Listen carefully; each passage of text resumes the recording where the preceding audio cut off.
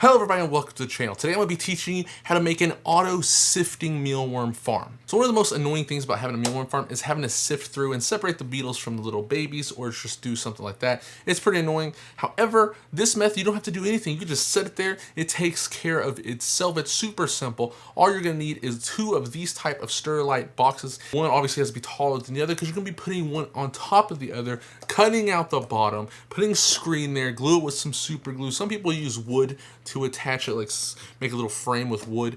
I just glued it with some hot glue gun, and it's still up to this day. Let's get building, shall we? So now we're just gonna get a magic marker, and you can put the containers inside of each other. Now you don't have to use the exact same size containers I used in this video. You can use any size that you want to use yourself. Just make sure it has that extra space like you see right here, so that way the mealworms can fall through. But anyways, you get the magic marker and you go ahead and trace the inside like so. And you're gonna do this so that way you can drill air holes right along this line, and there's gonna be plenty of ventilation. Then take the smaller container out and draw a line around the bottom. It doesn't have to be perfect, it just has to be good enough guide for you to cut around. I just kind of followed the line of the container itself. If you can't really see the line, there's kind of like this line on the container. I just followed that. Again, like I said, you're gonna use a drill bit and you're just gonna drill holes in the side of the big container where you drew the line tracing the bottom of the smaller container. And to cut the smaller container's bottom off, I use this little hacksaw I got at Walmart. It's just a little small close quarter hacksaw. It was very cheap. I think it was only like $4. And you're just gonna go ahead and start on the corner of the smaller container because it's easy to start getting a cut right there on the smaller side of the corner of the small container. A lot of smalls there. Anyways, that's how I did. I just started cutting on the corner, and then once you're through, you can just start going around the entire bottom.